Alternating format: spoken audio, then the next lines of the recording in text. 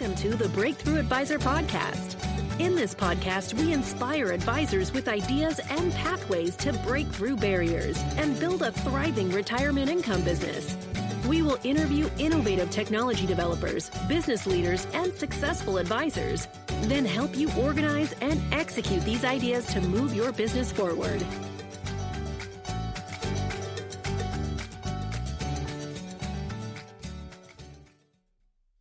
Hey folks, this is Jack Martin. I serve as the virtual CMO for Simplicity InsurMark. I want to welcome you to the Breakthrough Advisor podcast today. We're super excited to have Dr. Michael Finke join us to talk about all things retirement income, retirement satisfaction, and what's going on in the world of economics that impacts all of our financial advisors. If you haven't been to Breakthrough Advisor podcast in the past, this is where the top advisors in our business today are coming to level up their practice. We bring leading experts like Dr. Michael Finke, as well as practitioners of all the fine arts and sciences that good advisors are using today. So welcome, Michael. How you doing? Great to be here. Good to talk to you as always, Jack. Yes. Hey, for the four people who listen to this podcast who don't know who you are, can you kind of catch them up? Who's Michael Finke, and give us a little insight into what's been going on in your life lately? Well, I am a professor of wealth management at the American College of Financial Services. Before that, I was at Texas Tech University. I led the Retirement Planning and Living Center. I lead the Alfred Branham Center at the American College. I do a lot of research on a number of topics related to personal finance, but most importantly, I've spent the last decade or so focusing on retirement income planning. But I also have a stream of research that I do on retirement satisfaction, what leads to higher satisfaction among retirees. So you can read my articles on advisor perspectives and Think Advisor. You can read my comments on Dave Ramsey or Ken Fisher or a number of other topics. Those seem to generate the most interest.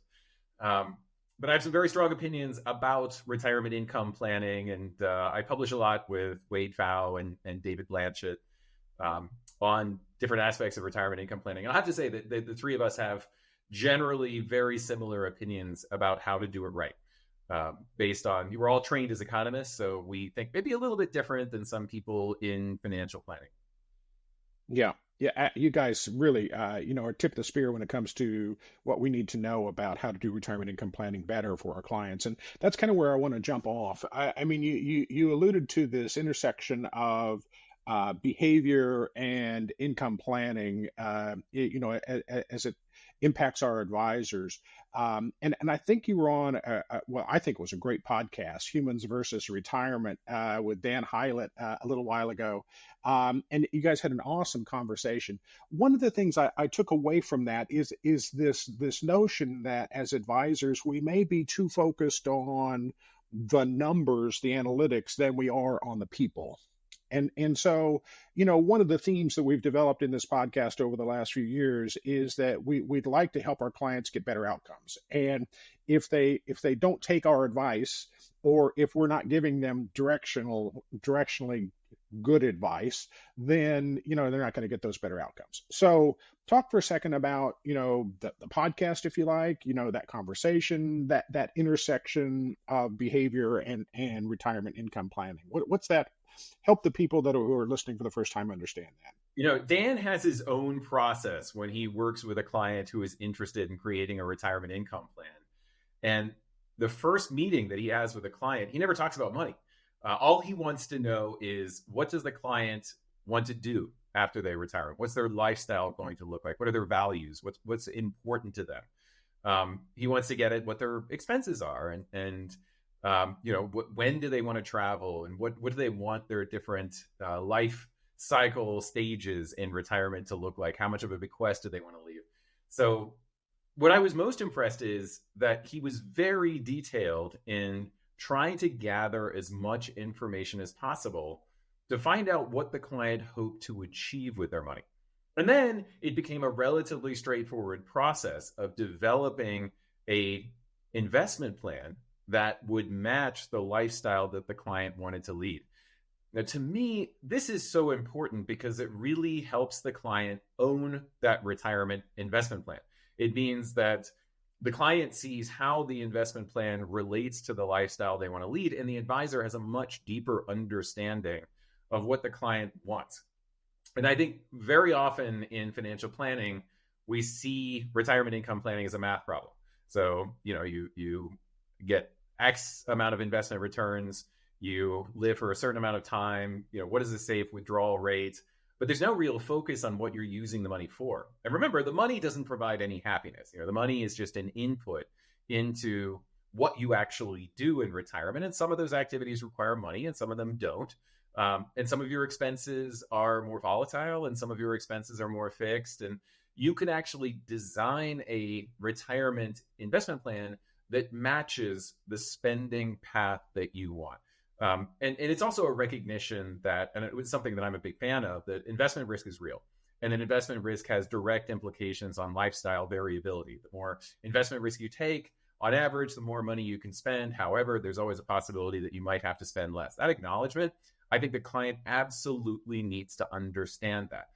They need to recognize that whatever investment path they choose, that's going to have real direct implications on their lifestyle. I also feel like because the advisor digs a little bit more deeply into the lifestyle plan, they develop a deeper bond with that client. It means that the client feels understood, that the advisor recognizes some aspects of the client that they wouldn't have otherwise recognized if they really just focused on this as a math problem. So, it was a revelation for me. I think that there should be a deeper process in the retirement income plan where the client has an opportunity for discovery. Most people, when they're working, they don't really think about what they're actually going to do in retirement. They don't think about what the lifestyle is going to be. And I mean, we get to it, and very often we don't know what to do because we haven't actually thought about it. This is something the advisor can help the client with. And I've often thought that when I see a doctor, the doctor shouldn't just figure out what my current condition is.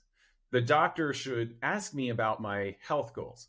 And then the doctor should design some sort of a lifestyle that is going to allow me to meet my long-term goals so that I don't just show up next year, weighing 5 pounds more and with, a higher LDL cholesterol, whatever it is. That there has to be a conversation about how do we get to the point where we want to be. And I think that this is an insight in this profession that we all need to absorb a little bit, is that it's not just about a diagnosis. It's not, you've got this amount of money, you can spend this amount of money.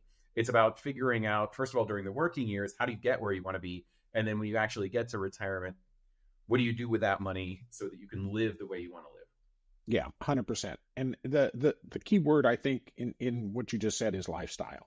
And so understanding what that means to the client. And like you said, a lot of clients haven't thought about that. I was reading an article, I think it was in the Wall Street Journal over the weekend, talking about advice to CEOs who have retired.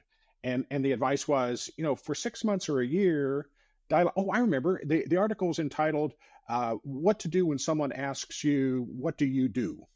Okay. And so our jobs tend to define us. And so I don't know that with our clients that we have given them the space to be able to say, I'm not going to be defined by what I've been doing for the last 25 years. I'm going to be defined by something different. I'm going to be defined, by the experiences I'd like to have with my kids, the experiences I'd like to have with my grandkids, how that all plays out. It's going to be defined. I think Joe Coughlin talked about this, and he said where we should be taking the conversation with our clients is answer these questions for me. Where do you want to go for dinner this week? Who do you want to be there? And do you have the financial ability to do that? And that encompasses an awful lot in it. And I think you've talked about that as well, right?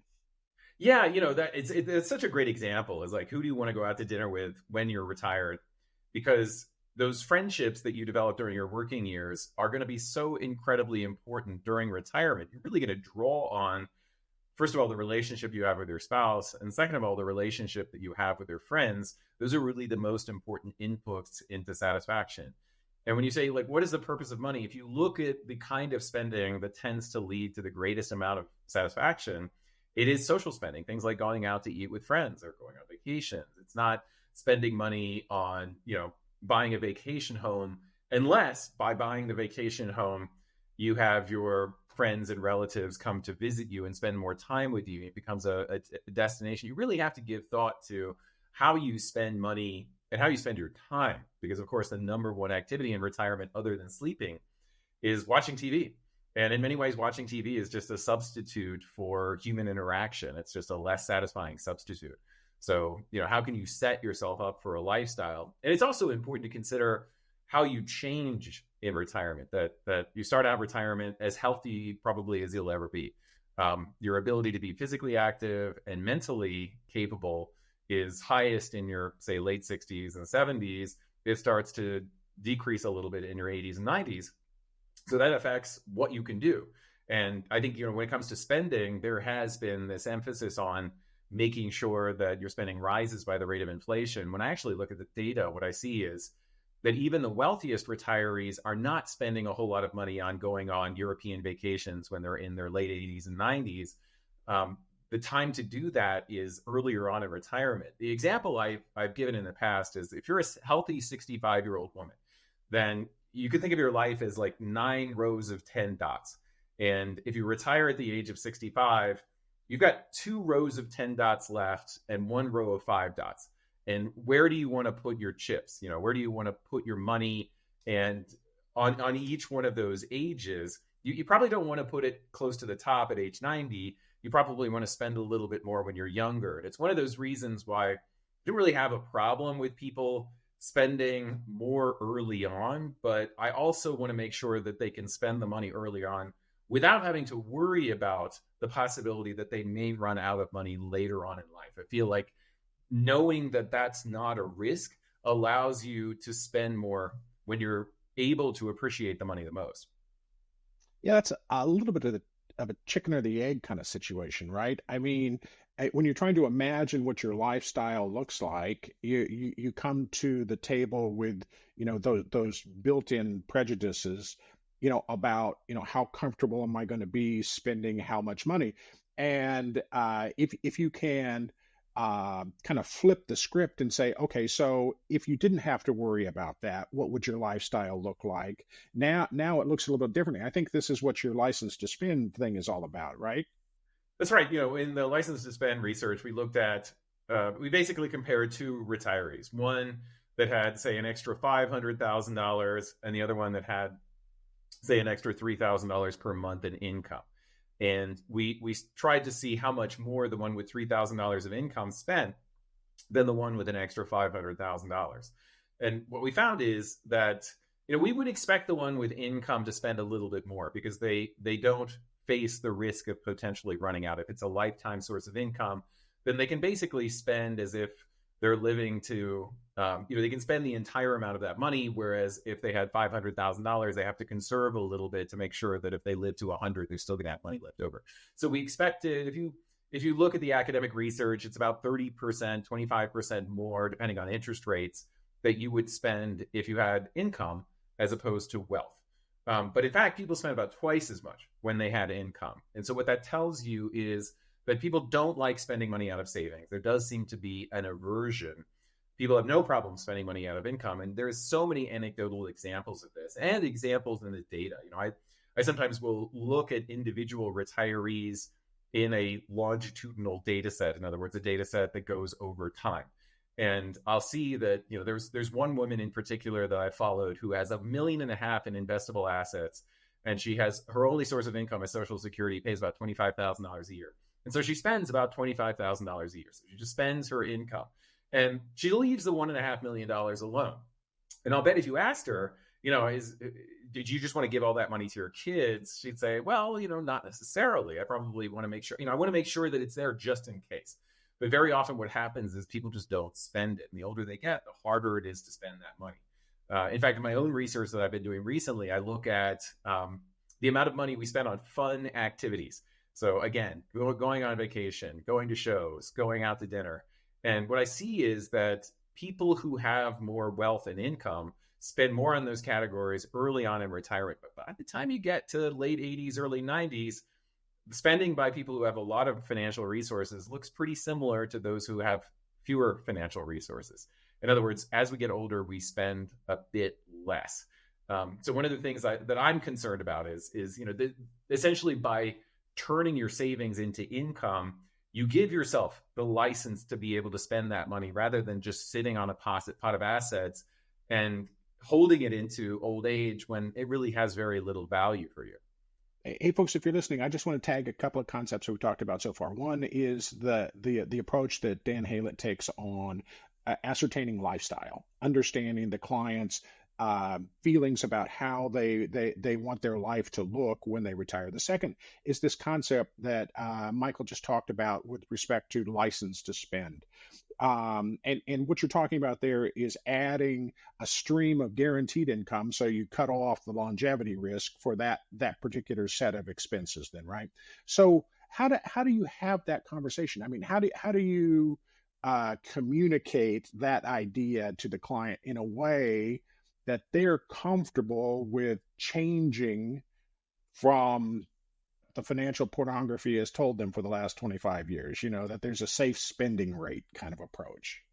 We actually got a phone call from a woman who had read our research, and she had Social Security that was paying her about $1,000 a month. She had $1 million in assets and financial assets. And she thought that based on what she'd read, she could only spend about $3,000 per month. And so she was terrified of spending more than that because she thought that, what if the markets tank and I run out of money early? I'm helpless. I don't want my kids to have to support me. So what we did is we sat down with her. I'm not a financial advisor. We just talked about what some of the options could be. She actually ended up seeing a financial advisor and implementing the plan later on. But we said, you have $1 million. You can take 40% of that.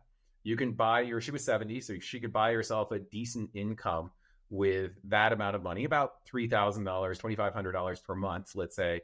So she got $1,000 from Social Security with $400,000 of her savings. She could buy herself $2,500 a month of income. And with the remaining $600,000, because she had an income of $3,500 a month, she could pull then, 4% or 5% out of that every year and not have to worry too much about running out because she had a strong base of income. And at the end of that conversation, she had no idea. She was almost in tears. The ability to see her daughter on a regular basis, to maybe go on vacations to Europe, and really opened up an opportunity for a lifestyle that she didn't think that she could lead. And to me, that's the benefit that you provide as an advisor, is you get people to become aware of what they can do with their money. And oftentimes, if they've saved, they can do more with their money than they expect, but you can help them actually implement that sort of a plan. So she actually went to see an advisor. The advisor took $400,000 of her $1 million, bought herself a lifetime income that was going to pay her about $2,500 a month. And then with the remainder of the money, the advisor provided her with guidance about how much she could spend from that savings every month. And that's your job as the advisor, is to give people the opportunity to understand what the trade-offs are and what their options are. But I think a lot of people don't even get presented this option of buying a lifetime income. I know that there are companies that, don't believe in lifetime income as an alternative to the traditional investments, despite the fact that all economists think that annuities are a more efficient way to generate income in retirement. And first of all, there's the inefficiency of it. But second of all, a lot of people are not that financially knowledgeable, and they worry when the market goes down. Giving them the peace of mind to know that they have this base of income, it really helps them live better than they otherwise would. I think that's the point of the license to spend research. It's that if we had taken a chunk of our savings and turned it into an income, we probably would have spent more and worried less. What we're trying to get into the client's head is, when we're dealing with money, we always have to be aware of loss aversion, right? And so there's this whole stigma around annuities. You're going to put money into an annuity and it's going to go away, right? And so that's kind of, let's call that the status quo.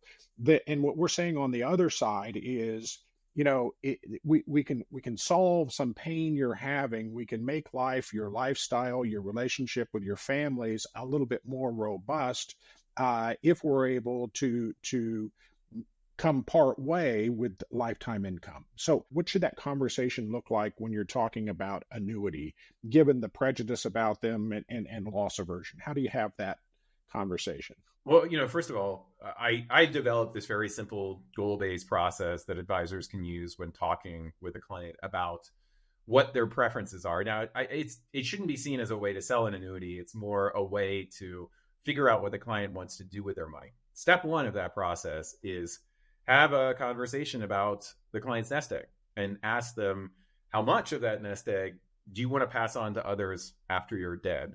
And how much of that nest egg do you either want to spend or pass on to others while you're alive? Because those are the only two places your money can go when you retire.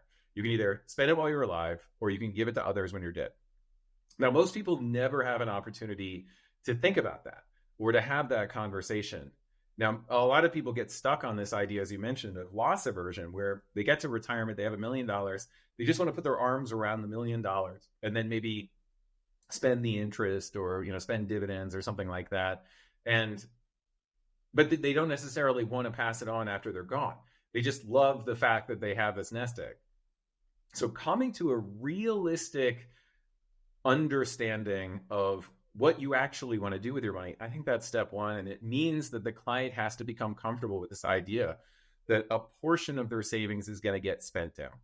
I have a friend who's an advisor in Dallas who asks his clients, what do you want your money to do for you 50 years in the future? So essentially, they get the client to think about their legacy and create a legacy plan for the client. And then when you've done that, you can then focus on the remainder of the savings and create an income plan with that money, because you've allowed your client to essentially live forever with their legacy. It's interesting.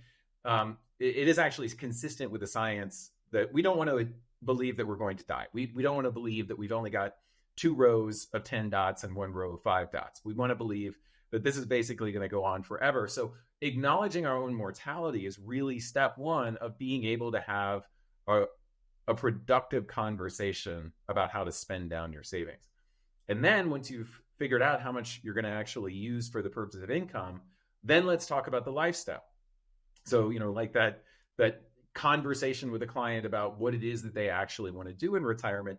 Let's talk about what portion of their lifestyle they essentially want to put a moat around and say, no matter what, I want to be able to spend $6,000 a month. So, okay, we'll put together a plan where Social Security and either bonds or annuities are going to fund that $6,000 a month. And then beyond that, we'll pull the money out of savings. So just like that conversation that the woman who called me had with her financial advisor, she decided she wanted to have $3,500 a month of spending that she just never had to worry about. And then above that, you can take a greater amount of investment risk. The investment risk is going to give you a possibility of being able to spend more with that money. But it also means that if the market doesn't do as well, you might have to pull back and spend a little bit less. So you're going to have more volatile spending with your investment portfolio, but you should be able to have a conversation with your advisor about the inflexible portion of that budget. And if you use the annuity, you can spend more. So in other words, let's say you're following the 4% rule and you're investing a portion of your portfolio in bonds, $400,000 is only going to give you $16,000 a year, at least initially. But if you buy an annuity, you might be able to spend, $20,000 or $25,000 or more than that per year from that chunk of money. And essentially what that allows you to do is spend more by essentially what you're doing is you're delegating that risk of not knowing how long you're going to live to an insurance company. So to me, that's a good way to position the value of using an annuity. It's that it allows you to spend more from a given amount of money that you have already allocated for the purpose of spending money. But you have to be okay with it getting smaller. And, if you have something like a lifetime benefit on an annuity, the annuity value, the cash value is going to decline over time, but that's absolutely fine because you've already assigned the annuity for the purpose of lifestyle. And then when the cash value depletes, the insurance company is on the hook to make the remainder of those lifetime payments. It's not something that you need to worry about. I really like that idea of kind of drawing a circle around the whole thing and saying, all right, so what what do you want your money to do for you in 50 years? What's the legacy you're thinking of? And, the old bumper sticker on the RV is, I'm spending the kids' inheritance, right? So the answer to that family is they don't want very much to go, No. right? And so, now the question is, all right, so if we're going to do the spending, maybe you can fly instead of drive the RV. So, it's that's a really interesting concept, an interesting way. So that's really getting people to think about future self, It is. which we know is kind of a challenge. So any tips there about how we help people bridge that gap? Some of the newest research I've been doing is on how people view themselves in the future and how that impacts their motivation to save for retirement. And the data shows, it really is shocking that if you can get people to have a positive view of their life in retirement, you can really motivate them to save a lot more. So that really speaks to the advisor's ability to help their clients imagine a better life in retirement. I know some advisors who have brought in clients who have successfully managed to create a fulfilling retirement for themselves. And he actually creates client seminars where that retiree will come in and explain what they're doing at retire, how much fun they're having, how they organize their life in a way that gave them a more fulfilling retirement. And what it does is it motivates people to be like that successful retiree. So we're all limited in our ability to imagine what retirement is like, but to the extent that you can get people to imagine a positive retirement, I think that ends up creating much better outcomes for the client and for the advisor. They're motivated to save more. And they're also motivated to think about how they're going to be spending money in their 80s. If they believe that they're going to be healthy and vibrant in their late 70s and 80s, that's really going to motivate them to care about how much income they can generate. One of the comments you made a couple minutes ago was about, someone who's afraid, that they're going to spend all of their nest egg. And, it's that persistent nightmare about cat food diets, and so that's a motivator, I think, for why people don't want to spend too much, right? And so now what we're saying is, hey, forget the cat food diet nightmare. You really can spend a lot more. So that's an interesting juxtaposition, interesting dance that advisors need to go through. What in your research or in your experience with advisors, what are you hearing about how the advisors or consumers are responding to that conversation about spend down? I want to make the point also that, and I made this point in the Ken Fisher article, and that is that there is a strong self-serving motivation of advisors to get clients to worry about living off cat food. Why? Because if you're compensated based on assets under management, then you're trying to create a very conservative mindset on behalf of the client. Because, if you think about it, who benefits if the client is overly conservative, or who benefits if the client does well with their investment portfolio? It's their heirs and it's their financial advisor. It's not them. So, how can you actually, as a fiduciary, think about things like, what is the path of lifestyle that's going to be best suited to my client based on what their goals are? And I do feel like having these kind of conversations where the client articulates, man, I really want to go on vacations when I'm in my late 60s, early 70s. I want you to put together a plan where I can spend more. And, if it means I have to spend less when I'm in my 80s and 90s, I'm okay with that, as long as we've taken care of contingencies. I've got my bequest plan taken care of.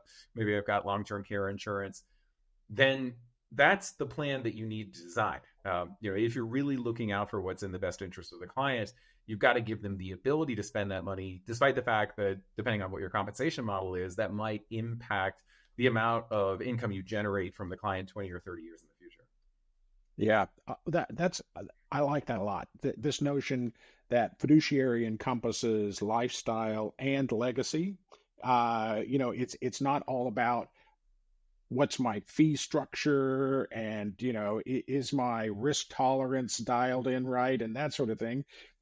There's more to that, in 2024, right? Yeah, I think so. We can have a whole conversation about what risk tolerance means in retirement. It's not about annual portfolio volatility, because again, the portfolio is just an input into the lifestyle. To me, risk tolerance is your willingness to accept variability in your lifestyle. That's a different perspective, and it's really not consistent with a lot of the financial planning software.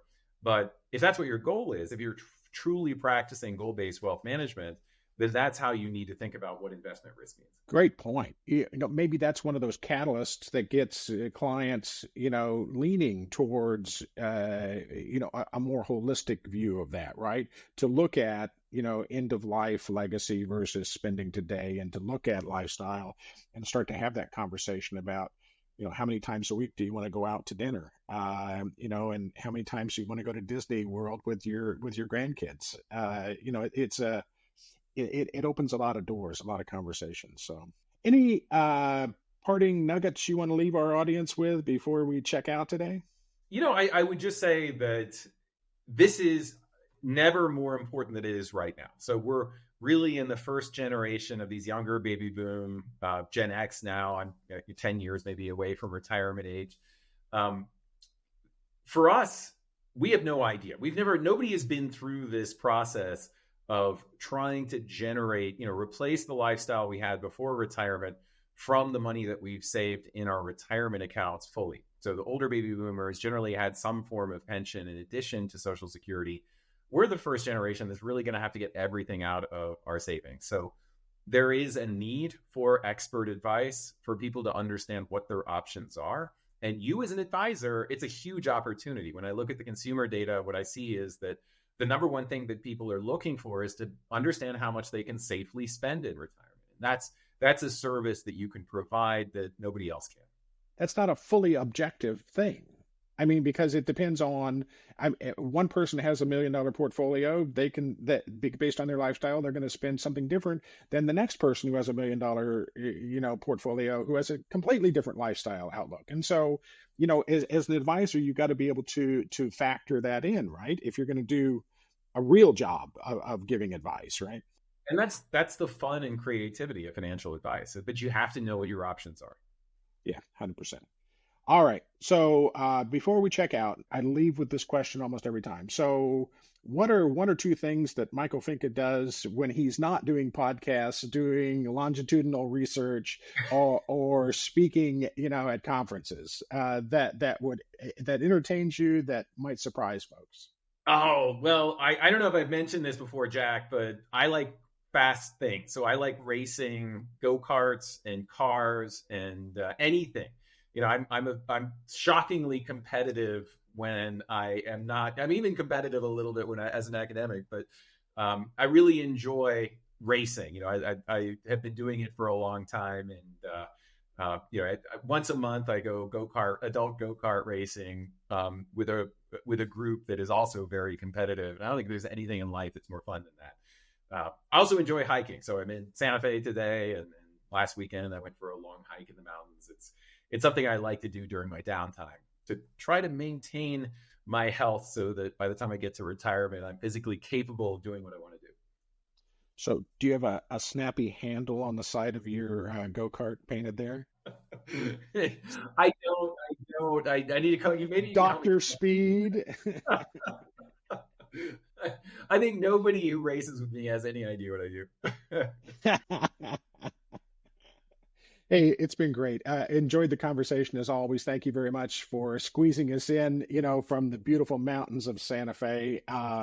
Really appreciate it. Hey, folks, on behalf of Simplicity InsurMark, thank you again for joining us for today's Breakthrough Advisor podcast. Please like, comment, subscribe wherever you get your podcast. Share it with your friends and colleagues. Pass along the good word. So thank you all very much. Until next time, have a great day. Thank you for listening to the Breakthrough Advisor podcast. Click the subscribe button below to be notified when new episodes become available. The information covered and posted represents the views and opinions of the guest and does not necessarily represent the views or opinions of InsurMark. The content has been made available for informational and educational purposes only.